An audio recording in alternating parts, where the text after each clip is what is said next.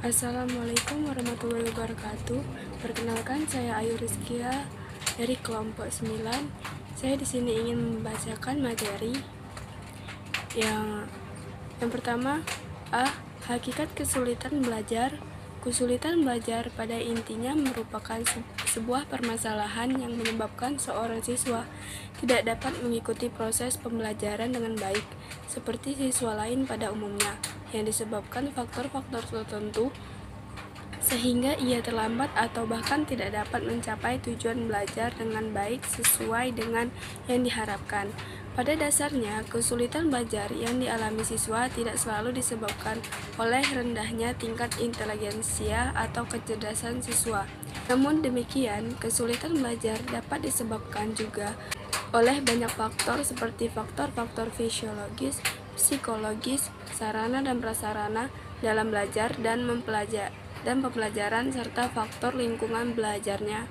Yang pertama, faktor penyebab kesulitan belajar. Faktor-faktor yang dapat menyebabkan kesulitan belajar pada siswa dapat dikelompokkan menjadi faktor internal dan faktor eksternal. Faktor internal yang dapat menyebabkan kesulitan belajar bagi siswa antara lain kemampuan intelektual, perasaan dan kepercayaan diri, motivasi, kematakan untuk belajar, usia, jenis kelamin, kebiasaan belajar, kemampuan mengingat, serta kemampuan mengindra seperti melihat, mendengar, membau, dan merasakan. Faktor eksternal. Faktor eksternal yang dapat menyebabkan kesulitan belajar bagi siswa dapat berupa guru, kesulitan pembelajaran, instrumen dan fasilitas pembelajaran, serta lingkungan sosial dan alam. Yang kedua, penyebab hakikat kesulitan belajar. Secara garis besar, faktor penyebab kesulitan belajar siswa dapat menjadi dua faktor, yaitu yang pertama, faktor fisiologis adalah faktor fisik dari anak untuk itu sendiri. Seorang anak yang sedang sakit tentunya akan mengalami kelemahan secara fisik sehingga proses menerima pembelajaran, memahami pembelajaran menjadi tidak sempurna.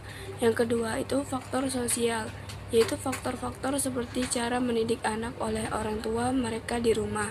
Anak-anak yang tidak mendapatkan perhatian yang cukup tentunya akan berbeda dengan anak-anak yang cukup mendapatkan perhatian, atau anak yang terlalu berlebihan diberikan perhatian.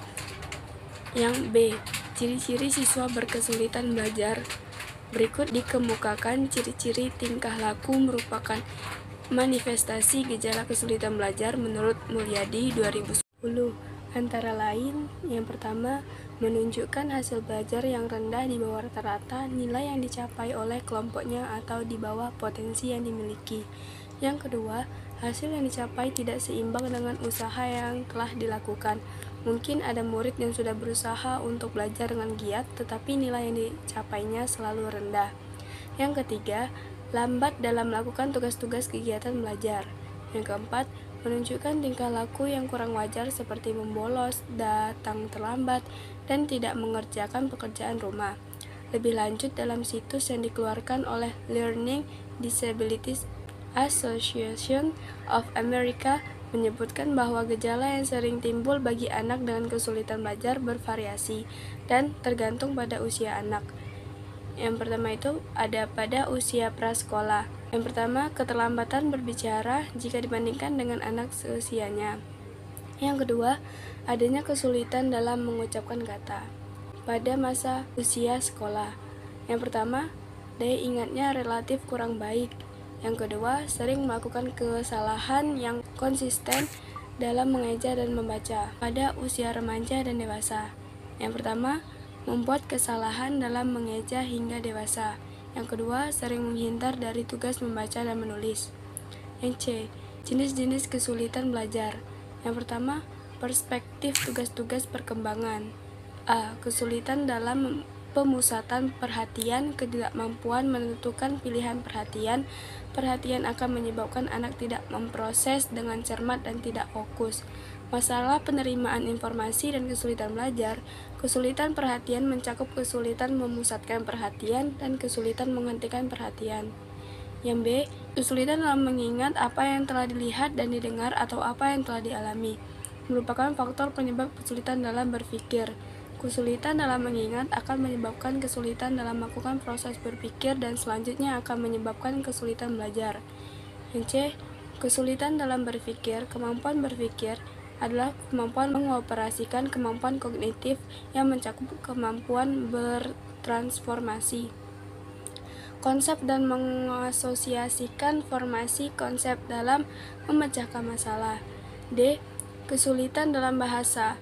Secara umum, anak yang mengalami kesulitan bahasa tidak dapat berbicara seperti anak-anak sebayanya dan tidak dapat merespons secara tepat terhadap berbagai pernyataan verbal seperti sapaan, perintah, dan permintaan. Yang E. Kesulitan dalam persepsi dan perseptual motor. Anak yang mengalami kesulitan persepsi tidak dapat memahami petunjuk arah di jalan, tidak dapat memahami kata tertulis, dan simbol-simbol visual lainnya. Ia tidak dapat memahami arti dari suatu gambar yang dilihatnya atau suara yang didengarnya. Yang kedua, pengelolaan informasi. A. Mengintegrasikan input informasi. Siswa yang mengalami kesulitan mengintegrasikan input informasi akan mengalami kesulitan dalam bercerita dengan urutan yang benar dan tidak dapat mengingat informasi sesuai dengan urutannya. Yang B. Menyimpan informasi erat hubungannya dengan ingatan baik jangka pendek ataupun jangka panjang. Yang C. Memberikan respon yang sesuai dengan informasi yang diterima.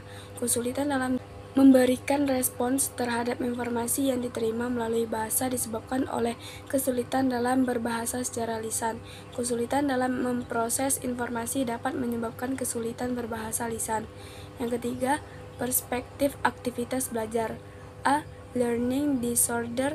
Learning disorder atau kekacauan belajar adalah keadaan di mana proses belajar seseorang terganggu karena timbulnya respons yang bertentangan. Yang B. Learning dysfunction merupakan gejala di mana proses belajar yang dilakukan siswa tidak berfungsi dengan baik, meskipun sebenarnya siswa tersebut tidak menunjukkan adanya subnormalitas mental, gangguan alatria, atau gangguan psikologis lainnya. C.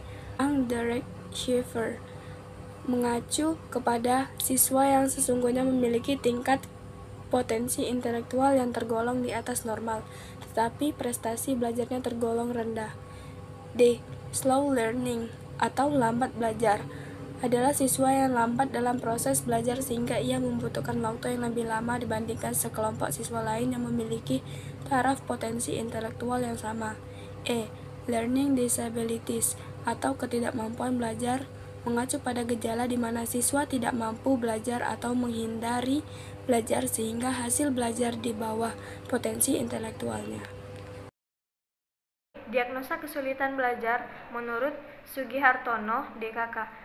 Diagnosis kesulitan belajar dapat diterjemahkan sebagai sebuah proses yang dilakukan oleh guru untuk menentukan masalah atau ketidakmampuan siswa dalam belajar yang dilakukan dengan cara meneliti berbagai latar belakang faktor penyebabnya dengan cara menganalisis gejala-gejala yang tampak dan dapat dipelajari. Namun demikian, yang perlu dipahami, kegiatan diagnosis kesulitan belajar bukan hanya sekadar mengetahui gejala-gejala dan faktor-faktor yang menyebabkan seorang siswa mengalami kesulitan belajar, namun juga sampai pada penentuan kemungkinan bantuan yang dapat diberikan baik oleh guru ataupun pihak lain yang dianggap mampu.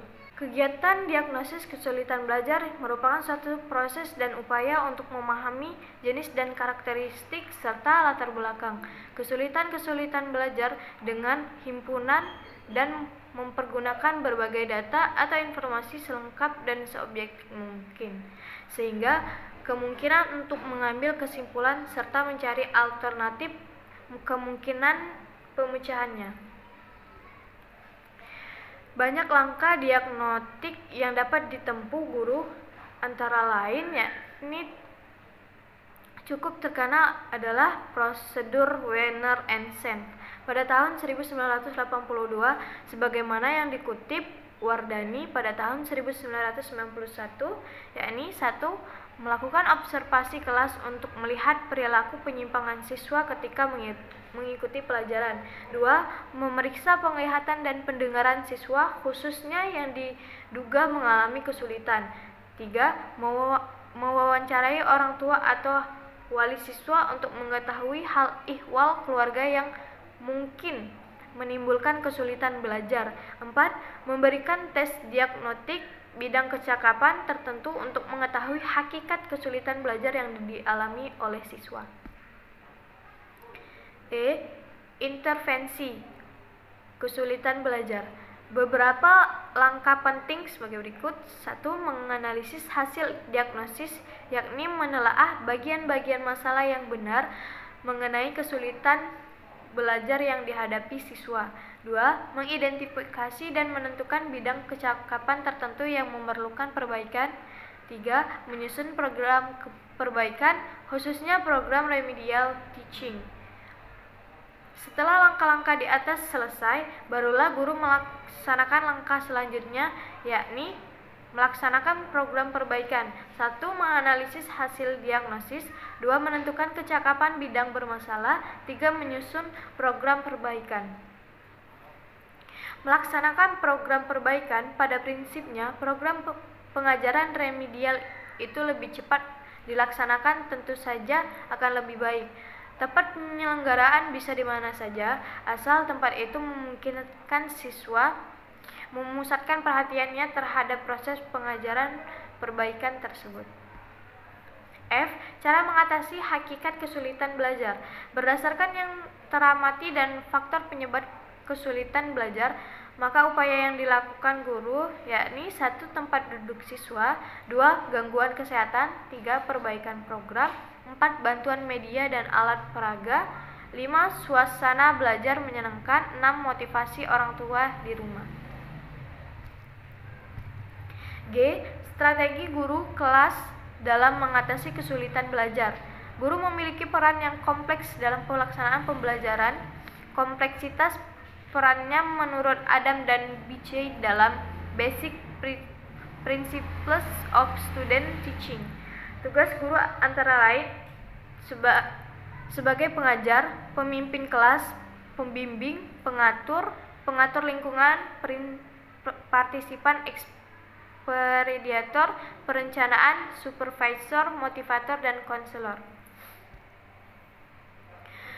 Urgensi bimbingan dan konseling di sekolah sangat diperlukan sebagaimana yang diungkapkan oleh Konstitutor Partiwisastro, sebagaimana yang dikutip oleh Imam Musbikin, bahwa setidaknya disebabkan oleh faktor sebagai berikut. 1. Sekolah merupakan lingkungan hidup kedua sesudah rumah, di mana anak kurang lebih 6 jam hidupnya berada di sekolah. 2. Para siswa yang usianya relatif muda sangat membutuhkan bimbingan baik dalam memahami keadaan dirinya, mengarahkan dan mengatasi berbagai kesulitan, bentuk-bentuk masalah belajar misalnya sesuai konsentrasi, kebiasaan belajar yang buruk, sukar menangkap pelajaran, mudah lupa, dan sebagainya. 1. Kompetensi guru dalam pembelajaran. Kompetensi guru adalah kemampuan seorang guru dalam melaksanakan kewajiban-kewajiban secara bertanggung jawab dan layak. Hal ini berkaitan dengan profesionalisme guru yang dikompeten. Dengan demikian, kompetensi profesionalisme guru dapat diartikan sebagai kemampuan dan kewenangan guru dalam menjalankan profesi keguruannya dengan kemampuan tinggi. Dengan kata lain, kompetensi adalah pemilik penguasaan, keterampilan, kemampuan yang dituntut oleh jabatan seseorang. Kompetensi yang harus dimiliki oleh orang guru adalah 1. Kompetensi profesional. 2. Kompetensi personal. 3. Kompetensi sosial. 4. Kompetensi pedagogi. Peran guru kelas dalam pembelajaran di sekolah. Guru merupakan komponen paling menentukan dalam sistem pendidikan secara keseluruhan. Menurut Abu Ahmadi dan Widodo Supriyono 1991, peran guru dalam proses pembelajaran berpusat pada A. Mendidik anak dengan memberikan pengarahan dan motivasi untuk mencapai tujuan, baik tujuan jangka pendek maupun tujuan jangka panjang. B. Memberi fasilitas media pengalaman belajar yang memadai. C. Membantu mengembangkan aspek-aspek kepribadian siswa seperti sikap dan nilai-nilai. Menurut Iskandar Wasid dan Dadang Sunendar bahwa Tugas guru berpusat pada usaha. 1. Mendidik dengan titik berat pada pemberian arah dan motivasi pencapaian tujuan baik jangka panjang maupun pendek. 2. Memberikan fasilitas pencapaian tujuan. 3. Membantu memperkenalkan aspek-aspek pribadi seperti sikap.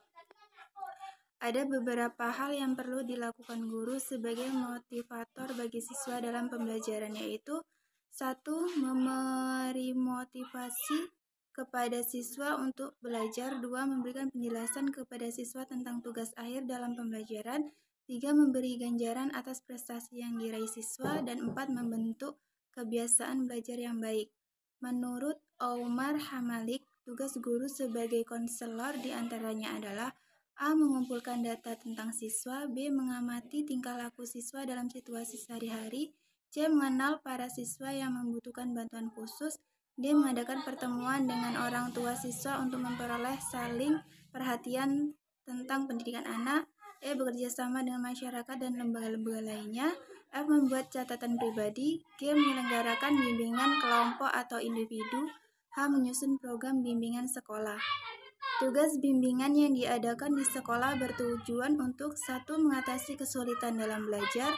2. Mengatasi terjadinya kebiasaan yang tidak baik. Dan 3. Mengatasi kesulitan yang berhubungan dengan kesehatan jasmani. 4. Mengatasi kesulitan yang berkaitan dengan kelanjutan studi.